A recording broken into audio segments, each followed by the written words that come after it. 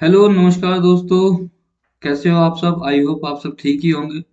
तो अभी तक हमने आपकी यूनिट टू का काफी हद तक काफी पोर्शन कवर कर लिया है। बस अब लास्ट में क्या है कि ये एप्लीकेशन बचते हैं, कॉन्फॉर्मल मैपिंग के एप्लीकेशन बचते हैं। आज हम इस लेक्चर में इनको कवर करेंगे, कॉन्फॉर्मल मैपिंग के एप्लीकेशन कहाँ कहाँ पे है। तो हमने कल भी थोड़ा सा एक ब्रीफ व्यू लिया था कहाँ कहाँ पे इनके एप्लीकेशन है। जैसे कि आपका इलेक्ट्रिक फील्ड में जो इलेक्ट्रोस्टैटिक फील्ड होता है उसमें इसको कॉन्फॉर्मल मैपिंग का हम एप्लीकेशन कर सकते हैं। फ्लूइड फ्लो, जहाँ पे फ्लूइड फ्लो हो रहा है, फ्लूइड अब दो टाइप का होगा आपका। ठीक है, आप जानते हैं एक तो आपका फ्लूइड एयर हो जाएगा, एक आपका लिक्विड हो जाएगा। ठीक है, लिक्विड हो जाएगा। ठीक है, अब ये किसी भी सॉलिड बॉडी पे अगर फ्लूइड फ्लो हो, जैसे कि आपका वायर है, ये आपका वायर है। अगर वायर के ऊपर जब एयर फ्लो होगी, मान लीजिए एयर कैसे फ्लो हो रही है, इसके ऊपर ऐसे फ्लो हो रही है, ऐसे फ्लो होगी एयर। तो इस तरह से, ठीक, इस टाइप से एयर फ्लो होगी। तो इसमें यहाँ पे क्या है कि इसमें एप्लीकेशन हो जाएगा इसका कॉन्फॉर्मल मैपिंग का। हम ग्राफ के थ्रू देखेंगे कि किस तरह से फ्लो होता है। दूसरा हीट फ्लो में, कि हीट कैसे फ्लो होगी। मान लीजिए अगर ये वायर है, वायर में आप करंट फ्लो करा दो, वायर में करंट फ्लो करा दोगे तो वायर के चारों तरफ एक तरफ क्या हो जाएगा, एक आपका हीटिंग एनवायरनमेंट क्रिएट हो जाएगा। वायर आपने देखा होगा हल्का गर्म हो जाता है। जब हीटिंग एनवायरनमेंट क्रिएट हो जाता है हल्का सा इसकी, यानी बाउंड्री पे आपकी हीट क्रिएट हो जाए, तो बाउंड्री पे जो टेम्परेचर होगा और इसके सेंटर में जो टेम्परेचर होगा और बाउंड्री के बाहर यानी कि जो बल्क एयर है उसमें जो टेम्परेचर होगा वो उसमें डिफरेंस रहेगा। तो अगर टेम्परेचर का डिफरेंस है तो टेम्परेचर ग्रेडियंट क्लियर क्रिएट होगी। टेम्परेचर ग्रेडियंट क्रिएट होगी तो इसका मतलब क्या हुआ कि एक कोई ना कोई हीट फ्लक्स है। हीट फ्लक्स होगा ना वहां पे, क्योंकि हीट कहीं ना कहीं से तो फ्लो हो रही होगी, मतलब high temperature to low temperature, जो हाई हीटिंग से लो हीटिंग की तरफ चलती है, जहाँ पे हीटिंग कम है वहां की तरफ चलती है, उस साइड चलती है। इसी तरह से हीट फ्लो होगी। और भी कई ऐसे सारे आपके फील्ड मिलेंगे जहाँ पे आपको क्या है कि ये सब इसके कॉन्फॉर्मल मैपिंग के एप्लीकेशन देखने को मिलेंगे। यहाँ पे बाउंड्री वैल्यूज का ज्यादा यूज होगा, तो हम इसके बारे में भी जानेंगे। तो सबसे पहले हम इलेक्ट्रोस्टैटिक फील्ड के बारे में देख लेते हैं कि कहाँ पे कैसे इसका यूज करते हैं। तो सबसे पहले हम इलेक्ट्रोस्टैटिक फोर्स को पढ़ लेते हैं। इलेक्ट्रोस्टैटिक फोर्स जो होता है उसे हम कूलम लॉ से डिस्क्राइब करते हैं, एक्सप्लेन करते हैं। तो अगर इसकी डेफिनेशन की बात करें तो इलेक्ट्रिकल फोर्स क्या है, वो फोर्स ऑफ अट्रैक्शन है। इलेक्ट्रिकल फोर्स ऑफ अट्रैक्शन या रिपल्सन, कि अगर दो सेम चार्ज है, पॉजिटिव पॉजिटिव, तो एक दूसरे को क्या करेंगे, वो रिपेल करेंगे।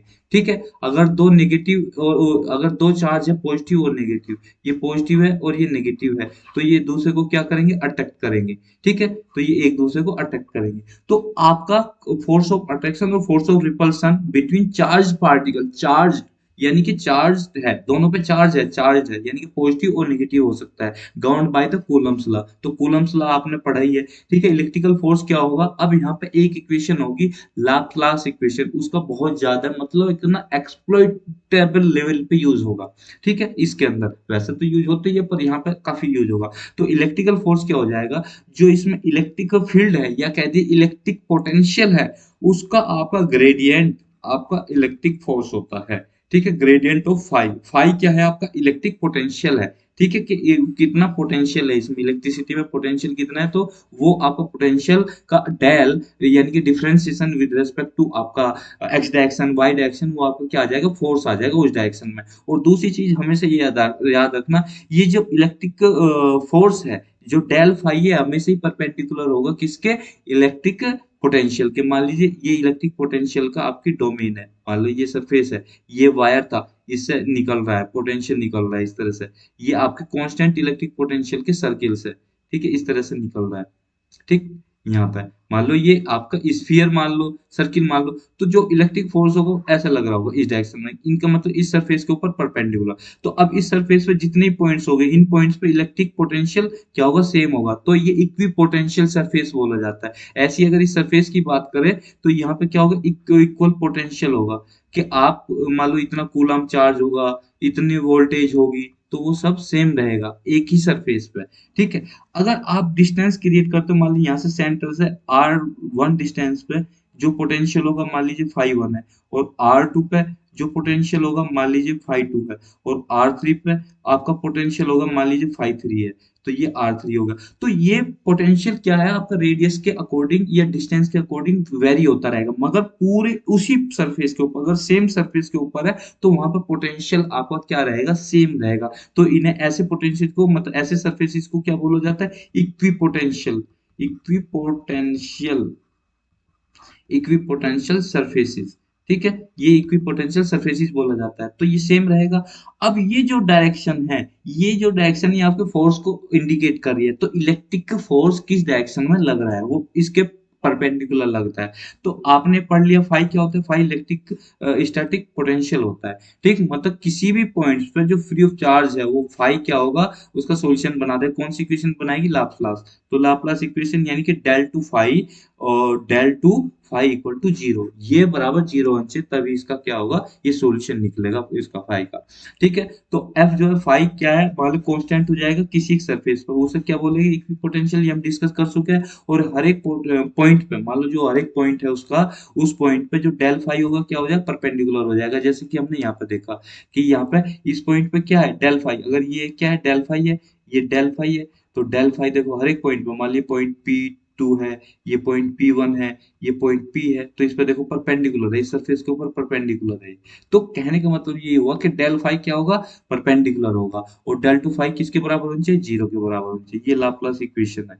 डेल टू फाई मतलब double derivative with respect to y, इसे हम ऐसे लिखेंगे, del two phi upon del x two plus del two phi upon del Y two equal to zero. और एक्स और वाई डायरेक्शन में double derivative क्या हो जाना चाहिए, जीरो हो जाना चाहिए, यानी कि इसका डबल डेरिवेटिव आपका क्या टोटल जीरो हो जाएगा, ठीक है। सरफेस जो होगा वो फाई क्या रहेगा, यानी कि इक्वी पोटेंशियल है, तो इसका फाई कांस्टेंट रहेगा, ठीक है। अब इसलिए अगर उसी सरफेस के ऊपर डेल फाई निकालते हो तो जीरो, क्यों, क्योंकि एक सरफेस का तो पोटेंशियल सेम है, उसी सरफेस के ऊपर आप विद रेस्पेक्ट टू क्या, वो नहीं, विद रेस्पेक्ट टू डिस्टेंस नहीं, एक सेम सरफेस के ऊपर किसी एक पॉइंट के ऊपर, किसी एक पॉइंट के ऊपर आप डेल फाई निकालते हो तो वो जीरो हो जाएगा, ठीक है। अब ये टू डायमेंशनल होता है क्योंकि एक्स वाई हम यहाँ पे करेंगे, जेड को नहीं देखेंगे, ठीक है। तो लाप्लास इक्वेशन टू डायमेंशन में ये हो जाएगी, तो इसका हम यूज करेंगे बहुत ज्यादा, ठीक है। आई होप आपको समझ में आ गया होगा। अब हम एग्जाम्पल ले लेते हैं, एग्जाम्पल लेते हैं दो पैरेलल प्लेट्स का, दो बड़ी पैरेलल प्लेट्स है, मान लीजिए एक ही प्लेट्स है, ठीक है, और एक इसके पैरेलल प्लेट ये आ गई है, ठीक है, इस तरह की। तो ये दो प्लेट हमने लगा दी है, तो इनके बीच में ये गैप है, ठीक है, ऐसी उधर गैप होगा, ऐसी ये गैप है बीच में, दो बड़ी प्लेट्स है, मतलब इनकी हाइट डिस्टेंस बहुत ज्यादा है, ठीक है। ये दो बड़ी प्लेट है, इनकी क्या है, हाइट और डिस्टेंस बहुत ज्यादा है, लेंथ भी बहुत ज्यादा है, मतलब ये इधर तक फैली हुई है, ये ऊपर तक, ये इधर तक फैली हुई है, ये आप कह दो यहाँ पर माइनस इन्फिनिटी, ऊपर पॉजिटिव इन्फिनिटी, इधर पॉजिटिव इन्फिनिटी, इधर ये माइनस इन्फिनिटी फैली हुई, मतलब इनफाइनाइट फैली हुई है। तो सिर्फ हमें पूरी प्लेट के लिए नहीं देखना है, हमें तो सिर्फ ये देखना है कि भाई प्लेट के बीच में डिस्टेंस पर डिपेंड करेगी, जो भी चीज होगी जो इनके बीच में डिस्टेंस है, मान लो डी है या कुछ भी है, डी डिस्टेंस है, तो उसको हमें देखना है, ठीक है, क्योंकि फोर्स और पोटेंशियल तो उसी पे डिपेंड करेगा। तो यहाँ पे देखिए क्वेश्चन में क्या कह रहा है, पोटेंशियल निकालना है हमें, फाइंड पोटेंशियल, पोटेंशियल किसे कहते हैं, फाई को, find potential phi of the field, जो इनके बीच में फील्ड है, electric field between two parallel conducting plates extending to infinity, ये extending to infinity, infinity से extend हो रही है, which are kept at potential phi 1 and phi 2, ये किस, अब इस पूरी प्लेट पे तो पोटेंशियल सेम रहेगा, मान लो अगर ये प्लेट आपकी पोटेंशियल फाई 1 पे है, तो ये वाली प्लेट का पोटेंशियल, इस वाली प्लेट का पोटेंशियल कितना होगा, फाई 2, ठीक है, ये क्लियर हो गया। ये पोटेंशियल कितने पे है, फाई 2 पे, दूसरी वाली ये प्लेट 2 है, प्लेट 2, और ये वाली प्लेट 1 है, प्लेट 1, ठीक है, ये होगा। अब हमें फाई निकालना है, तो फाई किस पे डिपेंड करेगा, एक्स डायरेक्शन पे, मतलब अब इसे हम परपेंडिकुलर ऐसे ले लेते हैं, मान लो ये एक्स एक्सिस, ये वाई एक्सिस, एक, अब दो प्लेट, मान लो एक प्लेट यहाँ पे रखिए, एक प्लेट यहाँ पे रखिए, मान लो इसे हम थोड़ा सा मिरर टाइप से बना देते हैं ताकि अलग दिखे, ये दो प्लेट्स है, ठीक है। अब इन दो प्लेट्स के बीच में जो डिस्टेंस है वो तो एक्स डायरेक्शन में ही मेजर कर रहे हैं ना, ये डिस्टेंस, ठीक है, इनफाइनाइट है, इसे हम ऐसे देख रहे हैं, पार्श्व भाग, जिसे हम हिंदी में पार्श्व भाग देखते हैं, या आपको साइड से देख रहे हैं इसे, ठीक है, ये क्रॉस सेक्शन इसका देख रहे हैं प्लेट का, ठीक है, प्लेट का क्रॉस सेक्शन व्यू देख रहे हैं, तो ऐसी दिखेगी प्लेट, इनके बीच में ये लेंथ बहुत दूर तक है, बहुत डिस्टेंस लंबी है, ठीक है, इनफाइनाइट है, तो ये 1 है, ये 2 है, ठीक है, इस पर पोटेंशियल फाई 2 है और इस पर पोटेंशियल फाई 1 है, ठीक है, ये हो गया। अब इसे लाप्लास इक्वेशन लगानी, अगर ये इक्विपोटेंशियल है और इसका पोटेंशियल फाइव से डिनोट कर रहे हैं, तो इसका डबल डेरिवेटिव क्या होना चाहिए, जीरो होना चाहिए। तो डबल डेरिवेटिव जीरो होगा, डबल डेरिवेटिव जीरो होगा अगर ये सब कुछ है लाप्लास इक्वेशन को फॉलो कर रही है, फाइव पे डिपेंड कर रही है, डबल डेरिवेटिव जीरो होगा, तो अब आप क्या करोगे, इसे इंटीग्रेट करोगे। इसे दो बार इंटीग्रेट करते हैं, मान लीजिए कोई डबल डेरिवेटिव y बराबर y डबल डेरिवेटिव जीरो है, तो इसे दो बार आप इंटीग्रेट करो, फर्स्ट टाइम इंटीग्रेट करोगे तो y डैश आएगा। मान लो इसे हम जब इंटीग्रेट कर रहे हैं, इसे इंटीग्रेट कर रहे हैं y डैश, इधर क्या आ जाएगा आपका, मान लो कोई कांस्टेंट आ गया, मान लो क्या आएगा यहाँ पे कांस्टेंट होगा ना, मान लीजिए आपका c था, कांस्टेंट आ गया, अब इसे दोबारा से इंटीग्रेट करोगे, मान लो इसमें कांस्टेंट a आया, ठीक है, दोबारा से इंटीग्रेट किया और इसे भी इंटीग्रेट करोगे, दूसरी बार से इंटीग्रेट, तो ये तो y आ गया, y बराबर ये कांस्टेंट यहाँ a x आ जाएगा और दूसरा कांस्टेंट आ जाएगा b, तो एक स्ट्रेट लाइन आ जाएगी, ठीक है। तो मगर यहाँ पे y की वैल्यू क्या है, 5, और ये कांस्टेंट ये x जो इनके बीच में डिस्टेंस है, और b ये इस तरह से, y की वैल्यू यहाँ पे तो 5 है ना, तो ये 5 बन जाएगा, ठीक है। तो इसे आप ऐसे लिख सकते हो, ये y को ऐसे लिख सकते हो 5, और ये 5 डैश, ये 5 डबल डैश, ठीक है, ऐसे इंटीग्रेट कर रहे हैं, तो आपकी क्या आ गई, स्ट्रेट लाइन आ गई, ये स्ट्रेट लाइन आ गई, ठीक है। अब ए भी यहाँ पर कांस्टेंट है, क्योंकि इंटीग्रेशन करोगे तो कांस्टेंट तो आएगा ही ना, तो वो कांस्टेंट हम कैसे डिटरमाइन करेंगे, बाउंड्री वैल्यू से डिटरमाइन करेंगे। बाउंड्री वैल्यूज क्या क्या है कि x equal to plus one पे, देखो यहाँ पे ये है y एक्सिस, ये है आपकी x एक्सिस, इधर ये माइनस x, ठीक है, ये इधर x इधर माइनस x इधर माइनस y, ठीक है।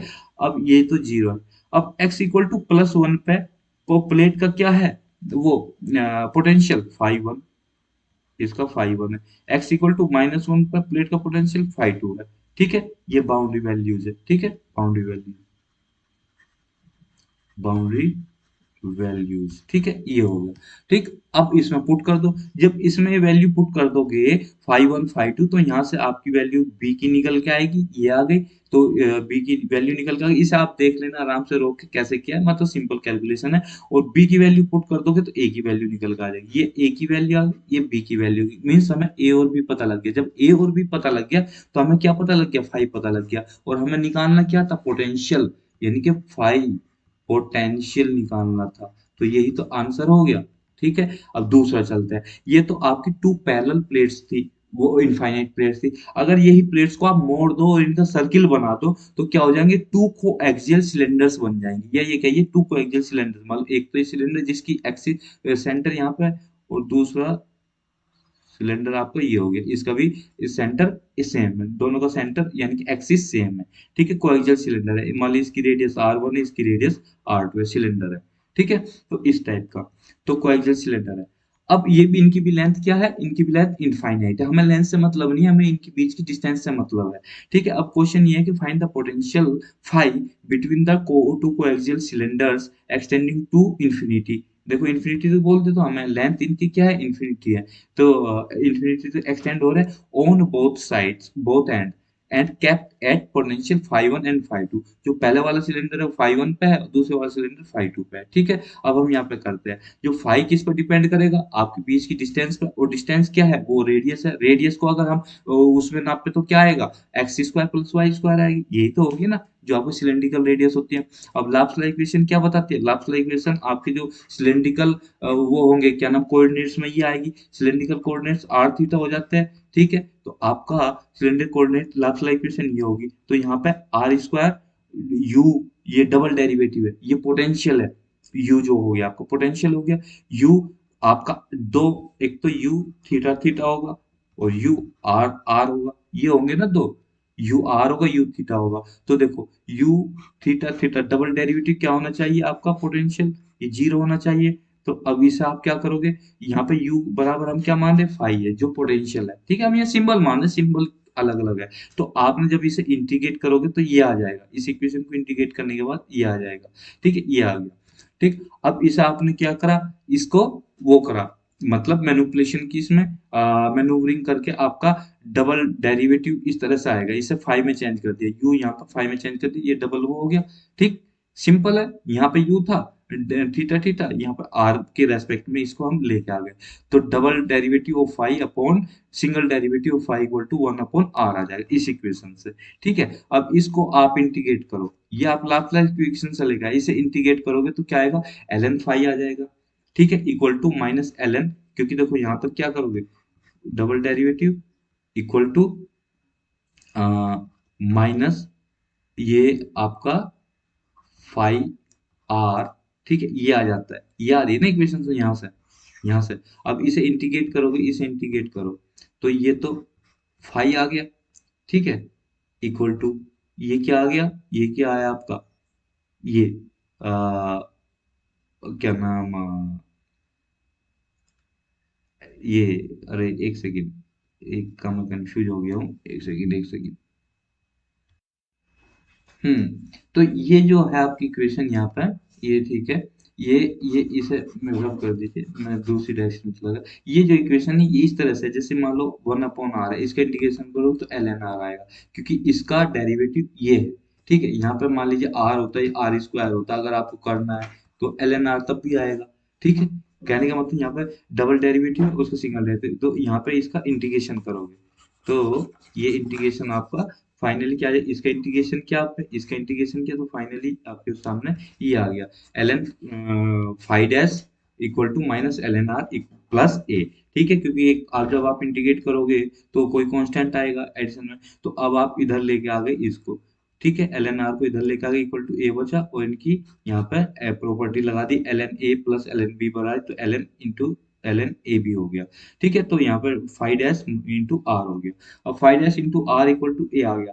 अब हम यहाँ पे क्या करेंगे, five dash R equal to E की पावर ए होगी। अब ई की पावर, ये तो कांस्टेंट है, ये तो आपका क्या कांस्टेंट है, इसे बराबर आपने बी के मान लिया। ठीक है, तो अब जब बी के बराबर मान लिया तो फाइव डैश क्या होगा, बी अपॉन आर हो गया। अब इसे फिर से इंटीग्रेट किया, इसे जब इंटीग्रेट किया तो क्या आ गया आपका, बराबर B upon r d r, ऐसे ये डी आर है यहाँ पर, ये डी आर इक्वल टू ये इंटीग्रेट कर रहे हो तो ये फाइव आ गया, फाइव बराबर B L N R plus C आ गया। ठीक है, ये आ गया।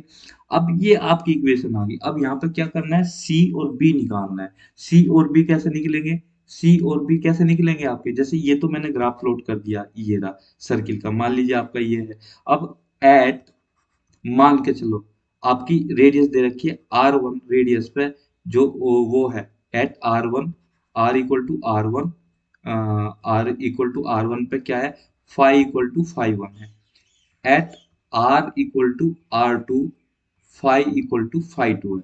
तो बस ये इसमें वैल्यू रख दीजिए, तो आपकी वैल्यू क्या आ जाएगी, बी और सी की आ जाएगी, बी सी की वैल्यू इसमें पुट करोगे तो क्या आ जाएगा आपका, सेम इक्वेशन आ जाएगी फाइव की। तो यहाँ पे बी और सी निकालना कोई बड़ी बात नहीं है, वो क्या है आपकी बाउंड्री वैल्यू प्रॉब्लम से निकल आएगा, क्योंकि बाउंड्री वैल्यूज दे रखी है आपकी, ये रही फाइव वन फाइव टू। ठीक है, ये हो गया। अब हम अगले उस पर चलते हैं। अब एंगुलर रीजन में अगर आपका वो निकालना हो कि आपको एंगल दे रखा है, दो प्लेट किसी एंगल पे दे रखी है, मान लो एक प्लेट ऐसी है और एक प्लेट ऐसी है, दो प्लेट, तो ये इसी किसी एंगल पे रख रखी है, मान लो थीटा एंगल पे रख रखी है, तो उनके बीच आपको पोटेंशियल निकालना है। तो जब आपको पोटेंशियल निकालना है उनके बीच, तो क्वेश्चन क्या बनेगा, तो find the potential phi between the conducting plates which are kept at potential phi one, जो लोअर प्लेट है मान लीजिए ये, और and phi two upper plate मान लीजिए ये फाई टू पे होगी और ये आपका फाई वन पे हो गया। ठीक है, and make an angle alpha, इनके बीच ये जो एंगल बना है ये एल्फा बना है। ठीक है, अल्फा एंगल। ठीक है, अल्फा वेयर, अल्फा की वैल्यू क्या है, जीरो से पाई के बीच में है, यानी कि 180 से जीरो और 180 के बीच में है। ठीक, अब यहाँ पे सॉल्यूशन करते हैं। अब जो फाई होगा, फाई तो हमारा क्या आ रहा है, ये आ रहा है। ठीक है, क्योंकि अब यहाँ पे क्या है, एंगल आ गया है, तो इस हम के लिए जो फाई है ए प्लस बी आर्ग्यूमेंट जेड। ठीक है, आर्ग्यूमेंट जेड इस तरह से लिखा जाएगा। ठीक, फाई जो इसका सॉल्यूशन बनेगा, तो अब इसको आप क्या करोगे, ए प्लस बी, अब इसका ए प्लस बी आर्ग्यूमेंट लिखोगे फाइव बाई टू, मान लो ये जो है एंगल, ठीक है, इसका आधा हो जाएगा आर्ग्यूमेंट जेड, मान लो हम जीरो से एक क्वाड्रेंट की बात कर रहे हैं, सिर्फ एक क्वाड्रेंट की बात कर रहे हैं, तो एंगल कितना हो गया, मान लो फाइव बाई टू, वो एल्फा बाई टू, जो एल्फा है इक्वल टू फाइव वन, एक पे फाइव वन हो गया। ठीक है, और दूसरे का भी ऐसे ही हो जाएगा, एक में पॉजिटिव डायरेक्शन में चले, क्योंकि आप क्या कर रहे हो, यहाँ से चल रहे इस प्लेट का, यहाँ से लोगे तो ये आपका अल्फा बाई टू, और इससे इस डायरेक्शन में चलोगे इसका, क्योंकि एंगल कहीं से तो मेजर करोगे ना, और मेजर का रेफरेंसिंग पॉइंट क्या है आपकी एक्स एक्सिस, तो इधर कितना एंगल हुआ, ये अल्फा बाई टू, और इधर ये प्लस में अल्फा बाई टू है, ये यहाँ पर माइनस अल्फा बाई टू। ठीक है, तो आपने उसका पोटेंशियल मेजर करा फाई वन का। अगर फाई वन ऊपर वाली है तो वो नीचे वाली है, क्योंकि नीचे वाली को लोअर बोल रहा है, नीचे वाली माइनस अल्फा बाई टू, तो इसलिए रख दिया। दूसरी में A plus B alpha by two positive रख दिया, ये फाई वन फाई टू आ गया है। ठीक है, अब यहाँ से ए और बी निकल जाए, टू अननोन है, टू इक्वेशंस है, तो ए और बी निकाल दिए, इसमें हमने वैल्यू पुट कर दी, तो इसका पोटेंशियल ये आ गया। ठीक है, अब ये तो हो गया कि आपका जो इलेक्ट्रिक फील्ड में कि कैसे इसका यूज करते हैं, मैपिंग भी इसकी हो गई है। ठीक है, अब इसका use of conform mapping in modelling, अब मॉडलिंग में कॉन्फॉर्मल मैपिंग का यूज कैसे करते हैं वो देखेंगे। तो सबसे पहले हम एक टर्म पढ़ेंगे, हार्मोनिक। हार्मोनिक फंक्शन वो फंक्शन हो गए जिसके डबल डेरिवेटिव एग्जिस्ट करते हो और बराबर जीरो। ठीक है, वो कंटिन्यूअसली डबल डेरिवेटिव एग्जिस्ट करता हो, कि फंक्शन कंटिन्यूअस हो और दो बार डिफरेंशिएट हो जाए और बराबर जीरो का आ जाए। ठीक है, वो है। तो कहने का मतलब ये हुआ कि वही हार्मोनिक फंक्शन होगा। ठीक है, अब इसकी कॉन्फॉर्मल मैपिंग की बात करते हैं पहले। Let phi star be harmonic in a domain D star in the W plane. ठीक है, सपोज दैट डब्ल्यू ये है, ये हम मान के चलते हैं, इज एनालिटिक, एनालिटिक है इन ए डोमेन डी। ठीक है, in which Z plane, in the Z plane, ये डोमेन डी में जेड प्लेन में है। ठीक है, एफ जेड ये जेड प्लेन में और डब्ल्यू इसके बराबर है। And maps D conformally on to D Z, यानी कि आपकी जो डोमेन है, जब तक आपने मैपिंग नहीं करी तो डी डोमेन, और जब मैपिंग हो गई इसकी, मान लो एफ जेड से डब्ल्यू बराबर एफ जेड से जब आपने मैपिंग कर ली, जो डोमेन बनी वो डी स्टार बनी। ठीक है, और ये डब्ल्यू में बनी, ये आपका क्या है, उसमें है एफ जेड में, जेड में कह लीजिए। ठीक है, ये जेड प्लेन हो गया, ये डब्ल्यू प्लेन हो गया। ठीक है, on to the D star. ठीक, मतलब डोमेन होगी। देन द फंक्शन जो ये है, पोटेंशियल फंक्शन जिसे हम बोलते हैं, पोटेंशियल फंक्शन आपका क्या आएगा, ये बराबर इसके हो जाएगा, यानी कि फाई एक्स वाई होगा यहाँ पे। तो पोटेंशियल फंक्शन मैपिंग होने के बाद phi star u x y और वी एक्स वाई में होगा इन हार्मोनिक डी। ठीक है, हार्मोनिक इन डी, ये डी में हार्मोनिक होगी, ये हम पढ़ ही चुके हैं। ठीक है, अब एग्जांपल इसका लेते हैं, ये तो पोटेंशियल की वो मतलब थ्योरम है, इसी से ही हम क्रक्स निकालेंगे इसका क्या है। एग्जांपल ये बोलता है कि potential between the to non coaxial cylinder. अब यहाँ पे दो नॉन कोएक्सियल सिलेंडर जिनकी एक्सिस एक हो, और ये नॉन कोएक्सियल होंगे, मान लीजिए एक्स एक्सिस है, ये वाई एक्सिस है। ठीक है, और ये एक्स एक्सिस है। एक तो कोएक्सियल सिलेंडर, एक तो मान लीजिए आपका ये है, इसकी एक्सिस थी ये। ठीक है, मान लो ये रेडियस आपका था आर वन का है, और एक सिलेंडर है ये, इसकी रेडियस मान लीजिए यहाँ पे है कहीं पे। तो ये नॉन कोएक्सियल सिलेंडर हो गए, इनके बीच में पोटेंशियल की बात आ रही है कि पोटेंशियल इनके बीच में कैसे निकलेगा। अब यहाँ पे थोड़ा सा ट्विस्टिंग क्वेश्चन है। नॉन कोएक्सियल सिलेंडर आ गए, यहाँ पे को एक्सियल होते तो कोई प्रॉब्लम नहीं थी, क्योंकि हम पीछे निकाल के आए हैं इसका पोटेंशियल, ये रहा ना, कोएक्सियल सिलेंडर का पोटेंशियल यहाँ पे निकला है, ये रहा। ये फॉर्मूला याद रखना है, वो क्वेश्चन यही आएगा कि कोएक्सियल सिलेंडर का पोटेंशियल निकालो। ठीक है, अब ये फॉर्मूला डायरेक्ट याद है, तो अब फॉर वैल्यू पता होगी आपको, वैल्यू पुट करते जाओ, आ जाएगा उसमें, वो देगा 5152, बस आंसर आ जाएगा। यहाँ पे अब कॉन्फॉर्मल मैपिंग का यूज करके इसकी मॉडलिंग करनी है। ठीक है, मॉडलिंग करनी है। अब यहाँ पे हम कैसे करेंगे, कि जैसे कि ये देखो, model the electrostatic potential between the cylinders. अब जो सिलेंडर है उसकी जो कर्व है, सर्किल होगा वो, तो C1 क्या होगा, z mod Z equal to one, ये क्या हो गया, सर्किल हो गया ना, मोड जेड, जिसकी यूनिट रेडियस कितनी है, यूनिट है, यानी कि यूनिट डिस्क होगी एक तरह से। ठीक है, और दूसरा सिलेंडर है ये C2। ठीक है, C2 का आपका सेंटर, ये भी एक सर्किल हो गया, जिसकी रेडियस कितनी है आपकी, 2/2/5, और सेंटर भी 2/5 जीरो है। आ रही बात समझ, मान लीजिए ये आपका C2 है और ये C1 है, यहाँ पर सेंटर कितना हो गया, 2/5 जीरो, और रेडियस इसकी रेडियस भी 2/5 होगी। मगर जो ये वाला बाहर वाला सर्किल, इसकी रेडियस होगी 1, ये वाले की 1 होगी, और इसकी रेडियस 2/5 होगी, और सेंटर भी 2/5 जीरो पे। ठीक है, क्लियर हो गया। Then give the solution for the case that C1 is grounded, कि उस केस के लिए जब C1 ग्राउंडेड है, C1 ग्राउंडेड होने का मतलब इसके ऊपर क्या हो जाएगा, U जो पोटेंशियल है वो जीरो हो जाएगा, पोटेंशियल जीरो है। और C2 का जो पोटेंशियल है, C2 का पोटेंशियल आपका क्या हो जाएगा, C2 का पोटेंशियल हो जाएगा आपका U2 equal to 110 volt. 110 volt है और इस पे जीरो वोल्ट है। C1 ग्राउंडेड है, ये पूरे सरफेस पे वोल्ट क्या है, जीरो, ये ग्राउंडेड है, क्योंकि जो ग्राउंडेड होती है उस पर पोटेंशियल जीरो होता है, क्योंकि सारा पोटेंशियल अर्थ में चला जाता है। और जो C2 है उसका पोटेंशियल 110 है। अब यहाँ पे दो केस बनते हैं, एक तो केस ये जो इसके पास में है, और एक केस ये जो इससे दूर में है। तो दोनों के लिए अलग अलग निकलेगा। तो अब यहाँ पे मान के चलेंगे, देखो ये थोड़ा सा यहाँ पे ट्रिकी रहेगा। ट्रिकी रहेगा कि आपने जो ये पहले तो जो सिंपल ड्रॉ करोगे, जो जेड प्लेन में ड्रॉ करोगे वो तो इस तरह से हो जाएगा। यहाँ पे देखो जो इसका सेंटर हो गया, ये सेंटर हो गया। अरे यार, हाँ, ये सेंटर हो गया आपका, ठीक है, ये सेंटर हो गया इसका। और ये वाले का सेंटर बिल्कुल यहाँ पे हो गया ओरिजिन पे, ठीक है।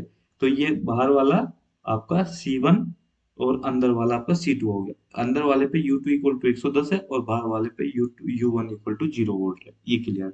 मगर जो इसकी मैपिंग करने के बाद वो बनेगा W इक्वल टू, मान लो जो एफ जेड करते हो आप, मैपिंग करने के बाद जो ये आएंगे कोएक्सियल, नॉन कोएक्सियल है, तो इनका सेंटर एक ही बन जाएगा।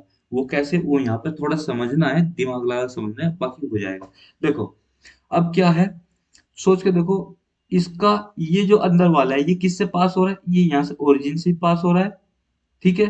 और यहाँ पे इस पॉइंट से पास हो रहा है। ये वाला पॉइंट क्या हो जाएगा, ये वाला पॉइंट देखिए, यहाँ सेंटर कितने पे है इसका, 2/5 पे, और इसकी रेडियस भी 2/5 है। तो टोटल डिस्टेंस कितनी होगी यहाँ से लेके यहाँ तक, 2/5 प्लस 2/5 यानी कि 4/5। तो ये पॉइंट कितना है, 4/5, y की वैल्यू यहाँ पे 0, तो 4/5 0, ये वाला पॉइंट, ठीक है। तो ये जो C2 है, ये 4/5 से पास हो रहा है, जीरो से पास हो रहा है। और यहाँ पे ये यहाँ पे जीरो से पास हो रहा है। तो अब ये दो केस बन जाएंगे, एक तो जब इससे पास हो रहा है तो इसका ये वाला आर नोट, मान लो इसकी, जब ये जीरो से पास हो रहा होगा तो इसकी रेडियस हम आर नोट लेंगे। और जब ये 4/5 से पास हो रहा होगा इसकी रेडियस माइनस आर नोट लेंगे। मगर यहाँ पे जो इमेज आएगी, इनके पॉइंट्स की इमेज नहीं आती है, सेंटर की इमेज नहीं आती है, ये ध्यान रखना, सेंटर की इमेज नहीं आती है कभी, ठीक है।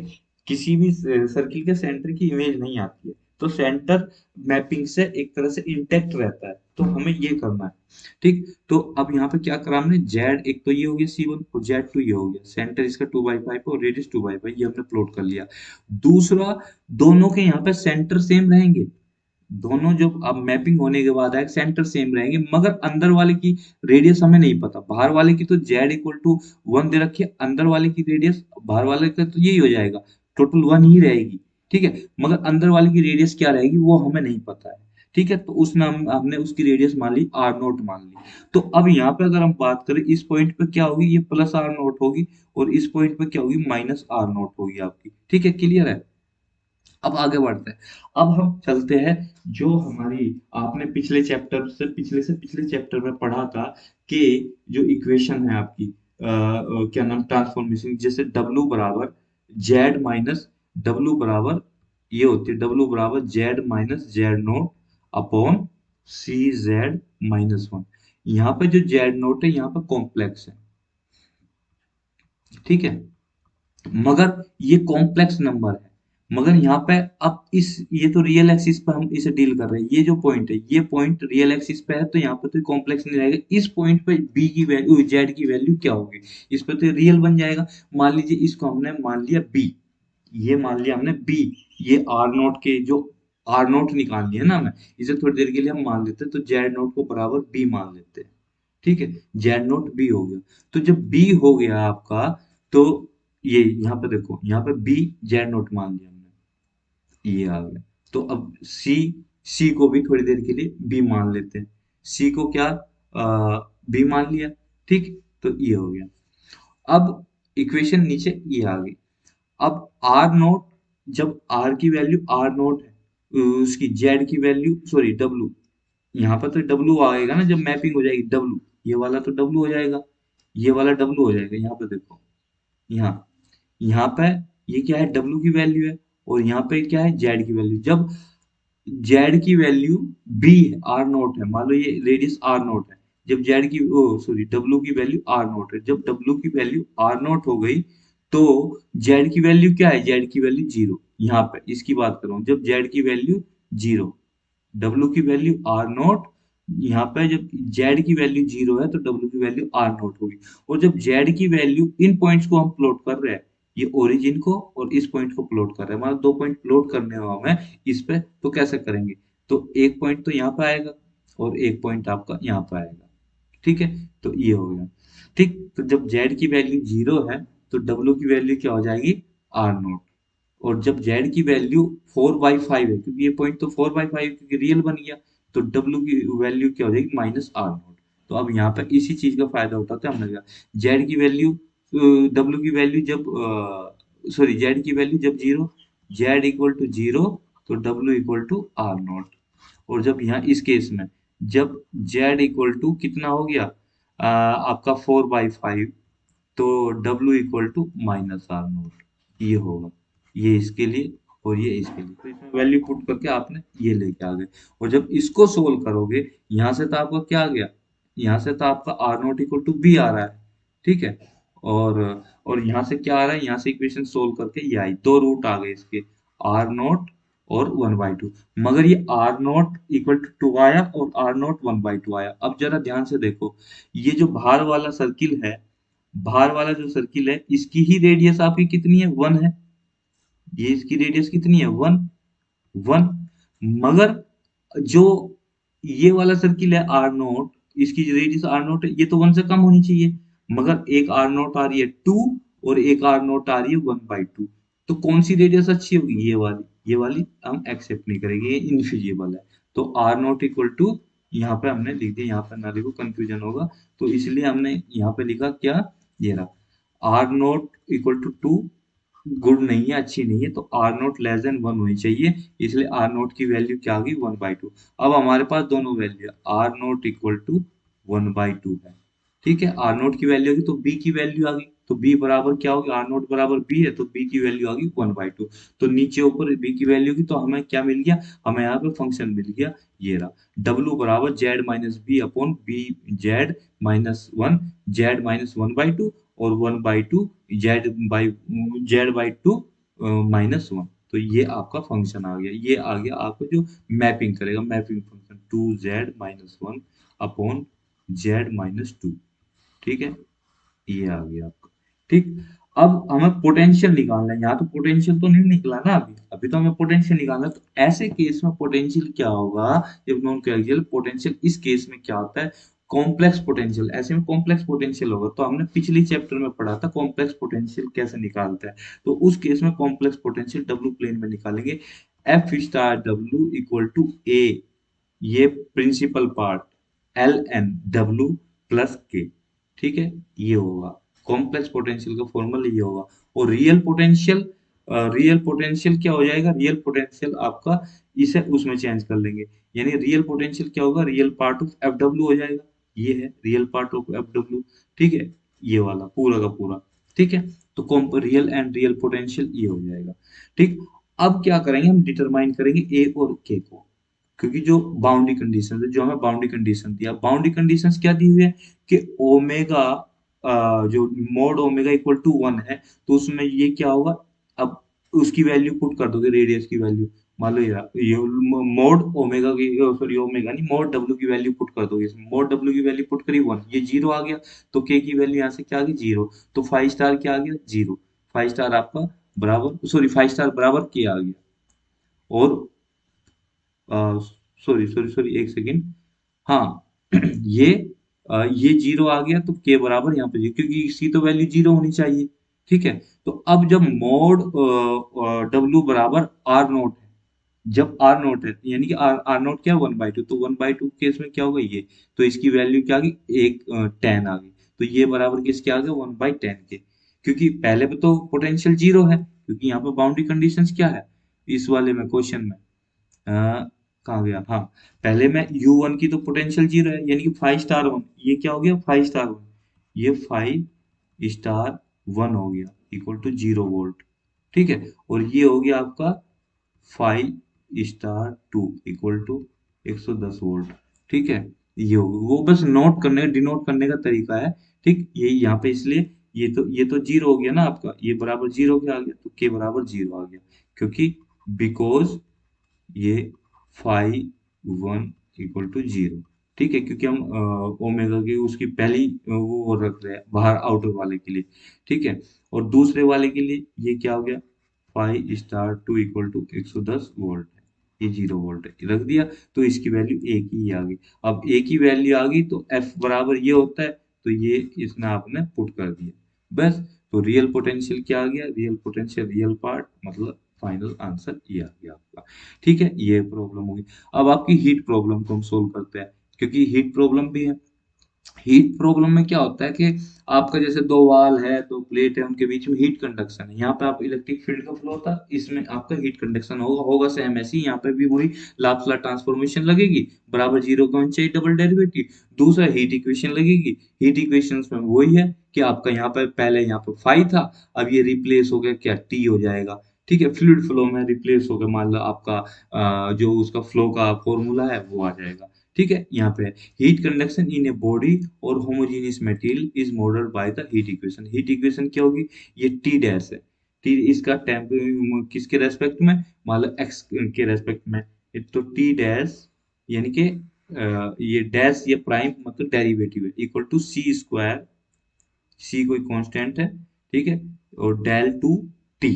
ठीक, टी कहाँ पे टेम्परेचर हो गया, और ये टाइम के रेस्पेक्ट में वो हो गया, क्योंकि टेम्परेचर टाइम के रेस्पेक्ट में वेरी कर रहा है। अब अगर स्टेडी स्टेट बोल रहा है तो ये बराबर जीरो हो जाएगा। ठीक है, अगर स्टेडी स्टेट होगी तो ये जीरो होगा, और अनस्टेडी स्टेट के लिए इक्वेशन लिख रहे हो तो ये जीरो नहीं होगा। ठीक है, टाइम टी एस ये कांस्टेंट हो गया। तो if heat flow is steady, तो ये बराबर क्या हो जाएगा, जीरो हो जाएगा। अगर ये जीरो हो गया तो ये जीरो हो गया, ये जीरो हो गया तो आपकी इक्वेशन ये बची, ये बची। तो इसे आप ओपन कर लोगे एक्स वाई डायरेक्शन में, तो आपकी क्या आ जाएगी, ये आ जाएगी 2D इक्वेशन होगी, लाप्लास इक्वेशन होगी। उसके लिए अब आप हीट पोटेंशियल लिखोगे, वहां पे आपको क्या लिख रहे थे, वहां पोटेंशियल लिख रहे थे उसका इलेक्ट्रिक फील्ड का पोटेंशियल। यहाँ पे हीट पोटेंशियल मान लो एफ जेड निकालना है आपको, capital F Z equal to t x i real part plus imaginary part. ठीक है, ये आपका हो गया। और टी एक्स आई आपका हीट पोटेंशियल हो गया, और टी एक्स वाई, टी जो फंक्शन एक्स वाई का है ये कांस्टेंट रहेगा, क्योंकि पोटेंशियल है उस सरफेस पर कांस्टेंट रहेगा, यानी कि टेम्परेचर कांस्टेंट है। और जिस सरफेस पर टेम्परेचर कांस्टेंट रहता है उसे हम आइसोथर्म बोलते हैं, यानी कि लाइंस ऑफ कांस्टेंट टेम्परेचर। ठीक है, अब जो फाई एक्स वाई है, मतलब फाई जो फंक्शन है ये कांस्टेंट रहेगा, ये हीट फ्लो लाइंस हो जाएंगी, कि ये हीट फ्लो को हमें डिनोट करेगी। ठीक है, अब यहाँ पे हम क्वेश्चंस ले लेते हैं। ये क्वेश्चंस क्या है कि जिसके ऊपर हम डिस्कस करेंगे, दो पैरेलल प्लेट्स हम लेंगे, उनके बीच में टेम्परेचर डिस्ट्रीब्यूशन को हम देखेंगे। तो एग्जांपल ये है हमारा कि find the temperature between two parallel plates x equal to zero और एक्स इक्वल टू टी। मतलब एक प्लेट ये हो गई एक्स, ये वाई हो गया, और ये आपका एक्स हो गया। तो ये एक्स एक्स है, तो एक्स इक्वल टू जीरो। तो एक्स इक्वल टू जीरो किस पे होता है, वाई एक्सिस पे होता है, तो ये एक्सिस हो गई। ठीक है, मान लो प्लेट होगी, प्लेट है तो ये एक प्लेट ही होगी, प्लेट वन, प्लेट वन। ठीक है, और एक दूसरी होगी ये प्लेट टू, ये प्लेट टू मान लीजिए थोड़ी देर के लिए, ये प्लेट टू। तो इनके बीच की डिस्टेंस ये हो गई है, बीच की डिस्टेंस डी हो गई है। ठीक है, डी मान ली, और d x equal to d हो गई। ठीक, अब ये कह रहा है इस पर टेम्परेचर है जीरो, 0 डिग्री सेंटीग्रेड, इस पर टेम्परेचर है 100 डिग्री सेंटीग्रेड। ठीक है, ये हो गया। अब टेम्परेचर प्रोफाइल हमें निकालनी है। अब क्या होता है कि टेम्परेचर प्रोफाइल हमें दे रखी है, मान लीजिए ये दी गिवन है, टी इक्वल टू हम मान के चलते ए एक्स प्लस लीनियर है, कि टेम्परेचर लीनियरली चेंज हो रहा है। मतलब 100 से टेम्परेचर बढ़ेगा ना, मान लो यहाँ पे जीरो है तो इस तरह से हो रहा है, यहाँ पे 100 हो गया, यहाँ पे जीरो है आपका, इस तरह से यहाँ पे 100 हो गया, इस तरह से चेंज हो रहा है टेम्परेचर प्रोफाइल। ठीक, ये मैंने आपको दिखा रखी है। ये आप ये मान लीजिए ऐसे, ये टेम्परेचर प्रोफाइल है। ठीक, ये हो गई। अब यहाँ से बाउंड्री कंडीशन क्या है, x इक्वल टू जीरो पे temperature zero, x equal to D पे टेम्परेचर 100। तो यहाँ से equation b equal to zero आ जाएगी, और a इक्वल टू 100/d आ जाएगी, इसमें पुट कर दो तो आपकी इक्वेशन आ गई, ये वाली इक्वेशन आ गई है। मीन्स ये इक्वेशन आ गई। ठीक है, जब ये इक्वेशन आ गई तो अब आप क्या करोगे, यहाँ पर वो लिखोगे, एफ जेड निकालोगे। तो एफ जेड क्या हो जाएगा, 5t xy प्लस आई 5xy। तो टी एक्स वाई तो ये आ गया, आपने टेम्परेचर प्रोफाइल निकाल ली, टी एक्स वाई आ गया। अब आपको 5xy निकालना है। अब आपको 5xy निकालना है, 5xy मैं आपके ऊपर छोड़ता हूँ कि 5xy कैसे निकलेगा। ठीक है, ये आपको काम करना है, ये आपका होमवर्क हो गया। ठीक है, डू इट योर सेल्फ। ठीक है, फाइंड फाइंड 5x y, क्योंकि सारी चीजें मैं बताता चलूंगा तो आप क्या करेंगे। बस उसका मैंने आपको प्लॉट करके दिखा दिया है कि ये इस तरह से पोटेंशियल उनके बीच में रहेगा। ठीक है, हीट का। ठीक, तो 5x y निकाल दिया। अब अगले क्वेश्चन पे चलते हैं, temperature distribution between a wire and a cylinder. और वायर और सिलेंडर के बीच में टेम्परेचर डिस्ट्रीब्यूशन, मान लीजिए यहाँ पे ये वायर है और ये सिलेंडर है बाहर, तो उनके बीच में टेम्परेचर डिस्ट्रीब्यूट कैसे हो रहा होगा। तो हम इसे पढ़ के चलते हैं। ठीक है, क्वेश्चन क्या है कि find the temperature field around a long thin wire of radius r1। ये 1 mm का जो अंदर वाला दिखा रखा है ना आपको, ये वाला 1 mm का आपको वायर दिखा रखा है, 1 mm का, that is electrically heated to T1 temperature 500 degree Fahrenheit पे। इसका जो टेम्परेचर है सरफेस का 500 डिग्री फ़ारेनहाइट है, and is surrounded by circular cylinder of radius r2। और ये पूरा जो बाहर का रेडियस है r2 है, और इसका टेम्परेचर आपका बाहर का टेम्परेचर है 60 डिग्री, वो 60 डिग्री फ़ारेनहाइट। ठीक है, और उसकी रेडियस 100 डिग्री है।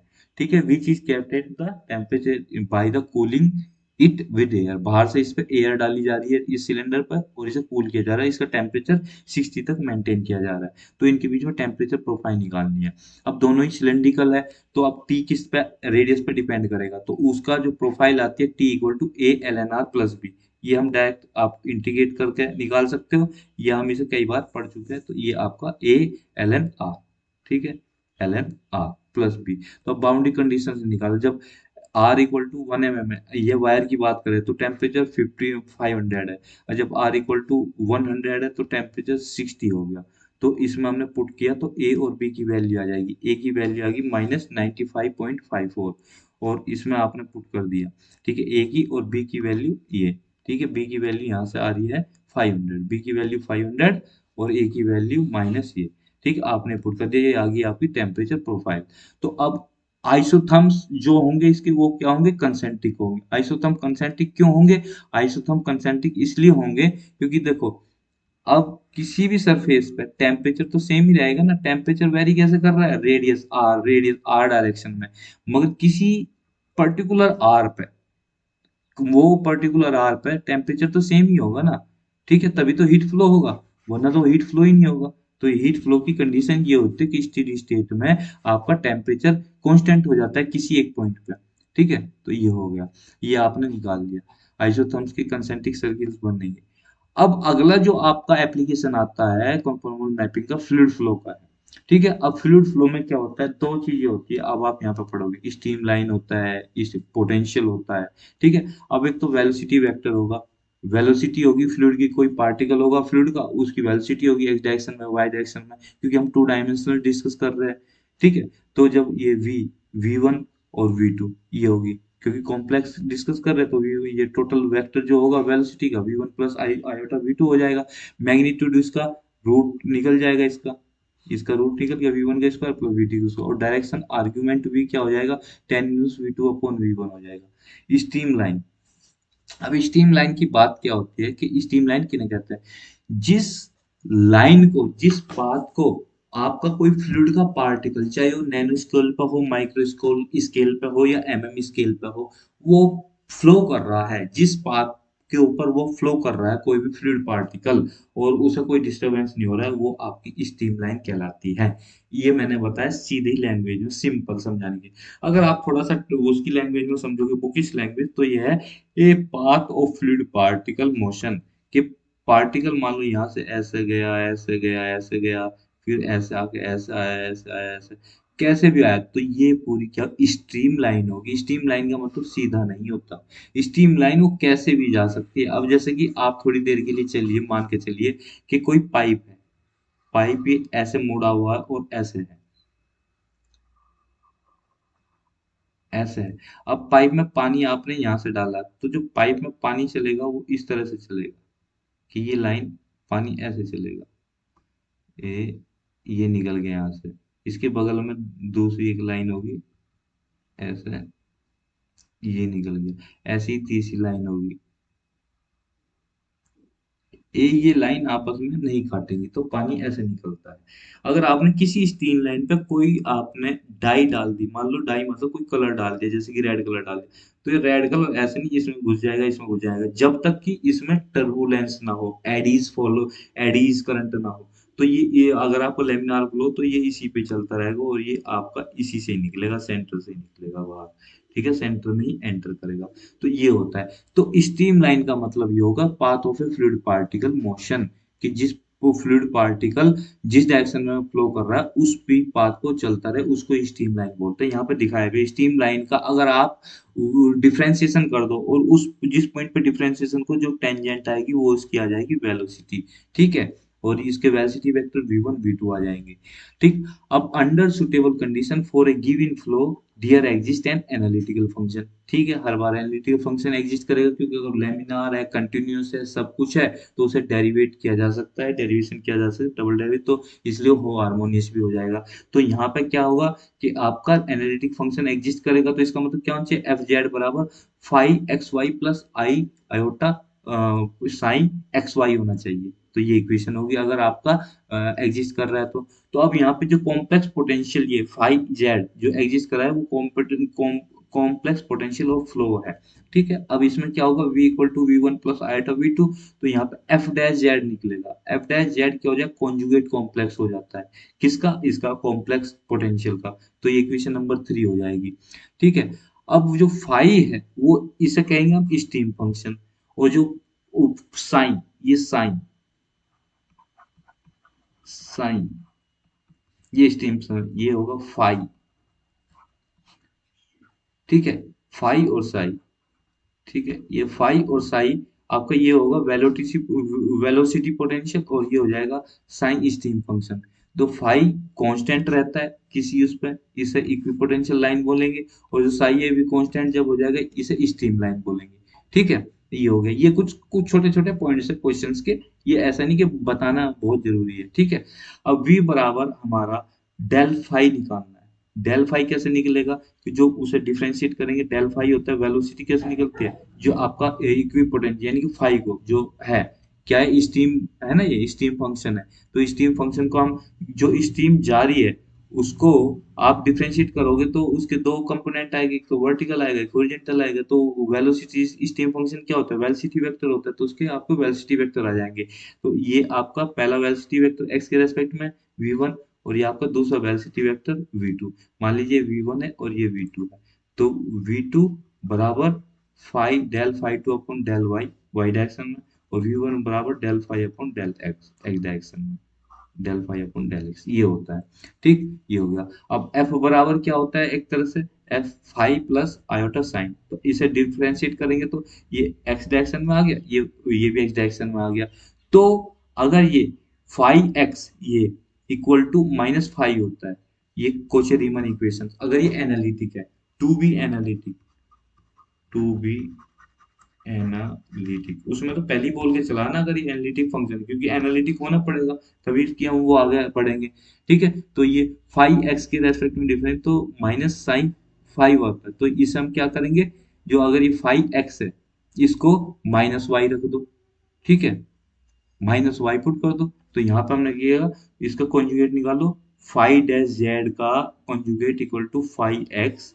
ठीक है, इसका फाइव एक्स माइनस, यहाँ पर माइनस आ जाएगा, फाइव एक्स आ जाएगा।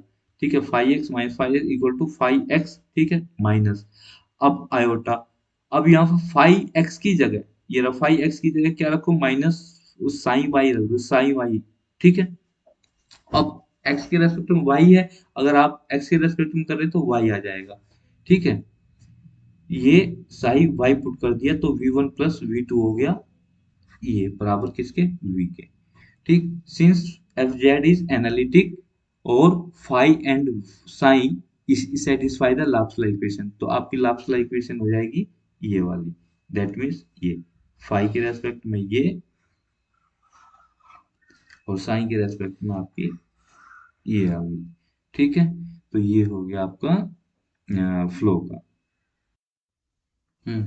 ठीक है, ये क्लियर हो गया।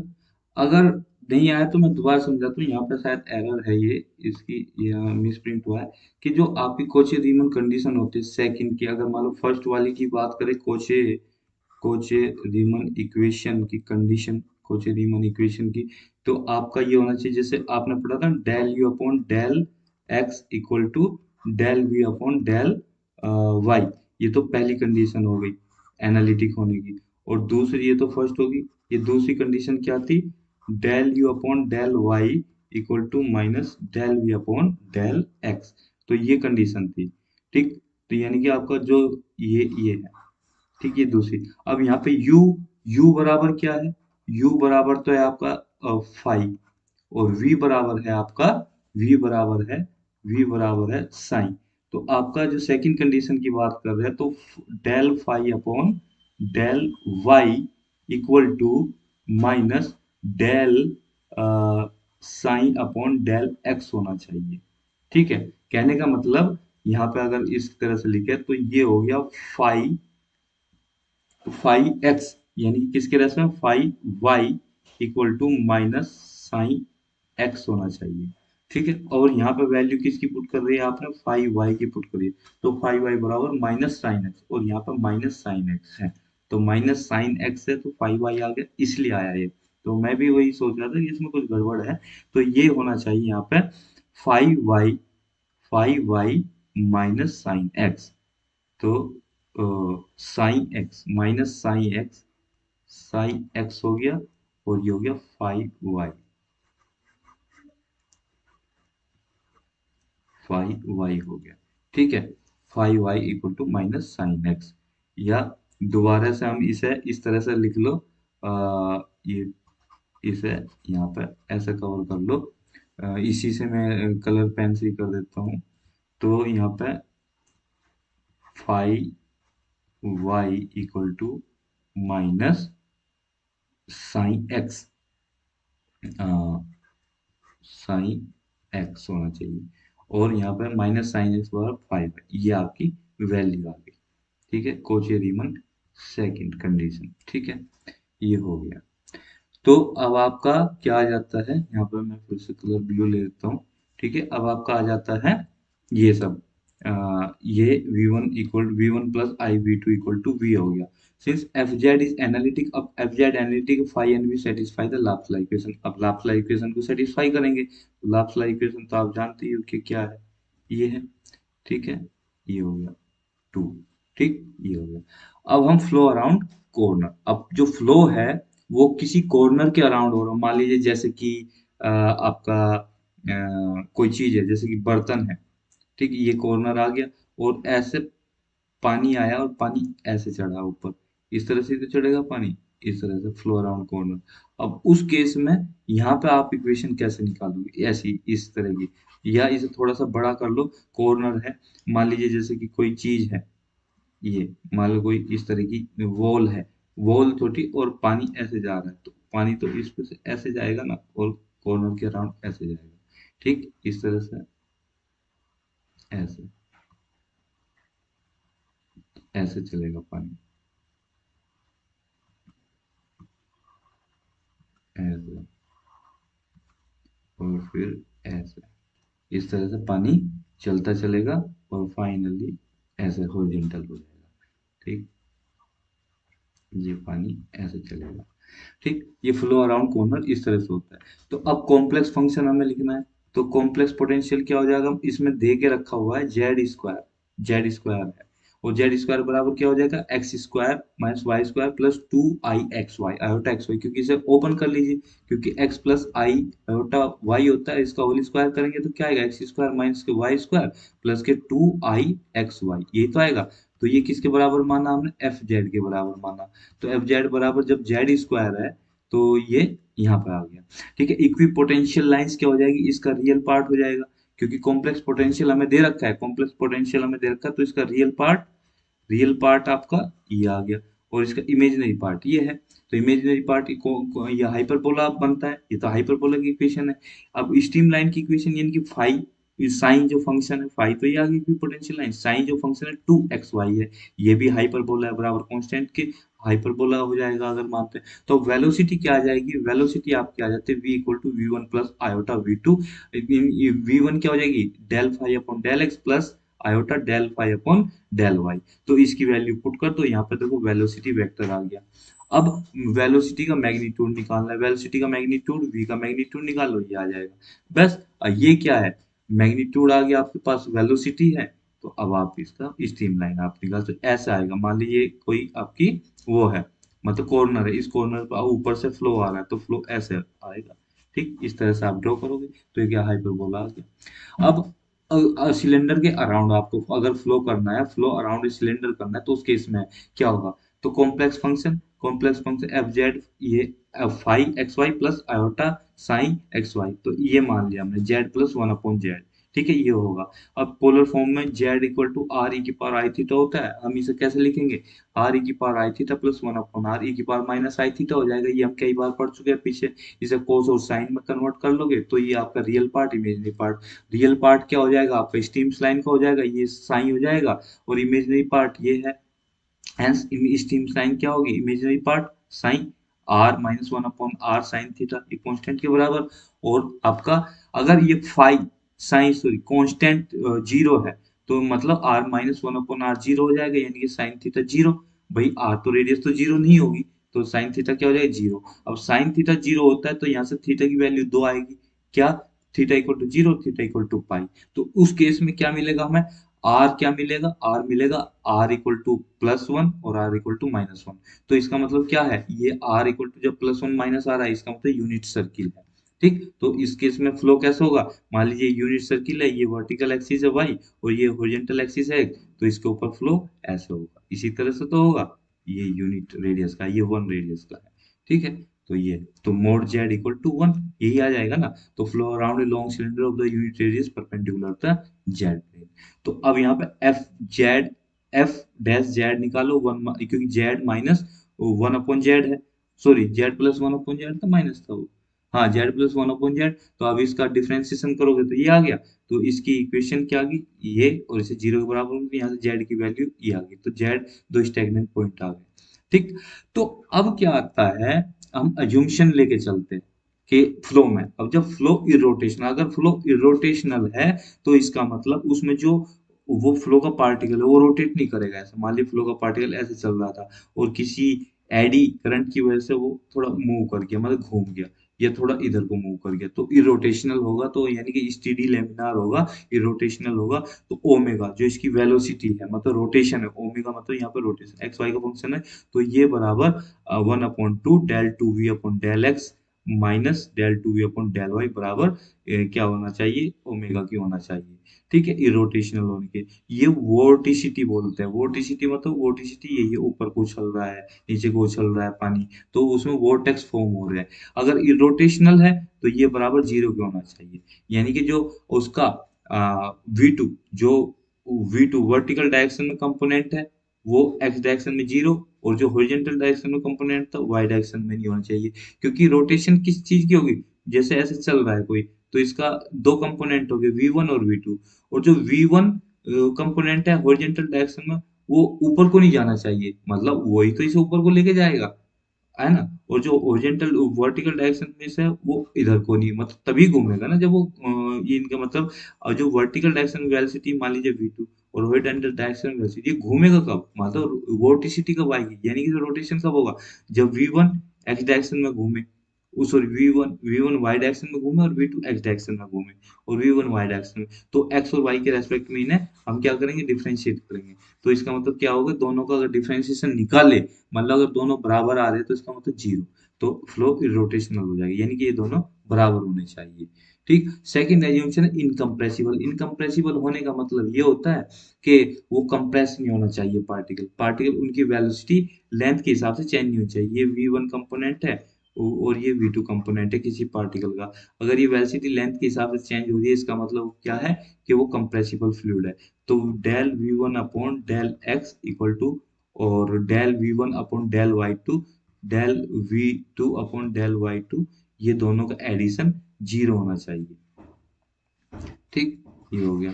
और आपका क्या आता है, हाँ, अब कॉम्प्लेक्स वेलोसिटी पोटेंशियल की बात करते हैं। जब कॉम्प्लेक्स वेलोसिटी पोटेंशियल की बात करते हैं तो फाई ये आ जाएगा, ए बी से मेजर करेंगे V one D X plus V two D Y. मान लो ये आपके क्वेश्चन आते हैं तो V one del phi upon del X होता है, V two del phi upon del Y होता है।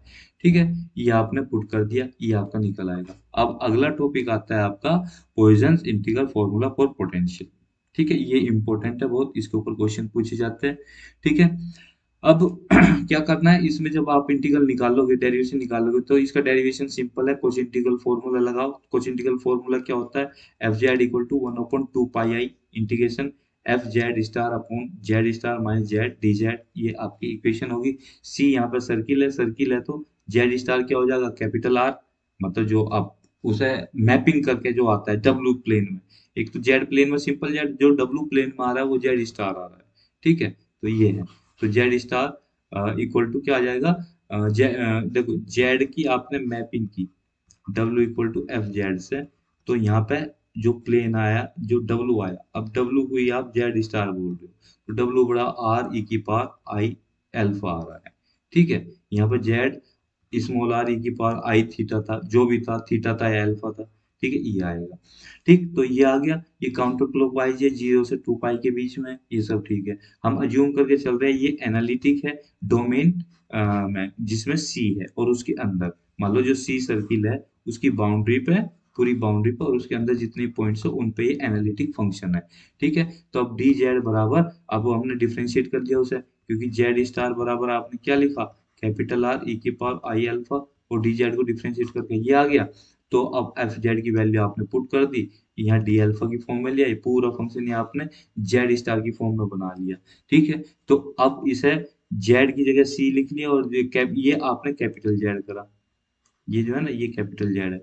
If instead of Z inside C we take a capital Z out of C, अंदर जो ले रहे हैं आप जेड ले रहे हैं, और बाहर सी से बाहर अगर है तो उसे कैपिटल जेड में कन्वर्ट करें, तो पहली और दूसरी इक्वेशंस जीरो हो जाएगी बाय कोची इंटीग्रल थ्योरम। ठीक है, तो ये क्या कर लिया आपने, जेड कैपिटल जेड क्या हो जाएगा, जेड स्टार, भाई कोई जेड है। ठीक है, उस हम अपन जेड जेड ये लिखते हैं ना। ठीक है, तो ये क्या हो जाएगा, जेड भाई, एक तो जेड और Z conjugate equal to Z star और जेड स्टार कंजुगेट, ये हो जाएगा, यही बताया गया आपको। तो कैपिटल जेड और कैपिटल जेड स्टार और इसका कंजुगेट। ठीक, तो ये बराबर ये आ गया आपका फॉर्मूला आउटसाइड के लिए। तो capital Z equal to R square upon mod Z. ठीक, और आर वैल्यू क्या आ गई, ये आ गई, यानी कि आर से बड़ा होगा, क्योंकि आप आगे जो सर्किल है उससे बाहर है, उसके बाहर वाली बाउंड्री की हम बात कर रहे हैं। तो ये आर कैपिटल देन आर, ये आर है तो ये सब बाहर बाहर वाले की बात कर रहे हैं। ठीक है, इक्वेशन टू से हम क्या करेंगे, ये अगर टोटल वैल्यू जीरो होना चाहिए, तो इसमें आप क्या कर रहे हो, ये बराबर जीरो की पुट कर दिया, one upon two pi, zero से टू पाई के बीच में कर रहे हो, तो यहाँ पे कैपिटल जेड पुट कर दिया है। ठीक है, कैपिटल जेड की वैल्यू पुट कर दी। ठीक है, फाइनली आपका ये सोल्व करने के बाद, सब्ट्रैक्ट और इक्वेशन को मैनिपुलेशन करने के बाद ये आ गया आपका। ठीक है, अब फॉर्मूला लगा रहे हो जो ये Z star upon Z star minus Z, ये सब फॉर्मूला आ गया, जहां से आप फाइनली ये इक्वेशन निकाल लेते हो और इसे पोलर फॉर्म में कन्वर्ट करोगे।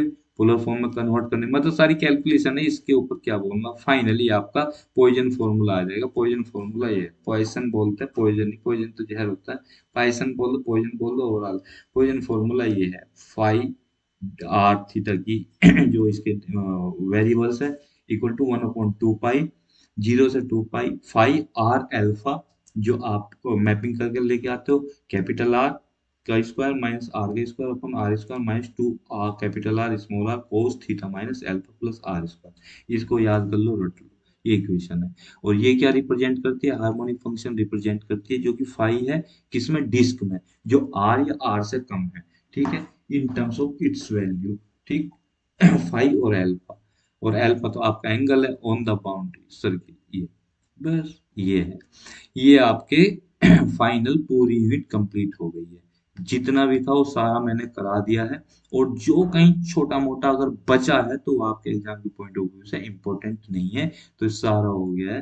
ठीक, इसके ऊपर आपको बस क्वेश्चंस अब कराने बाकी है दो चार, मतलब मैक्सिमम तो मैंने कवर कर ही लिया जो जो क्वेश्चंस आते हैं, पर जो मुझे लगते हैं इंपॉर्टेंट दो चार है वो ही कराने बाकी है, बाकी सारा हो गया बस। इसमें इतना ही। यूनिट सेकंड में हम यूनिट थर्ड के बारे में जानेंगे आगे। तो बस इसमें इतना ही। Thank you for your kind patient, और thank you very much for your discussion.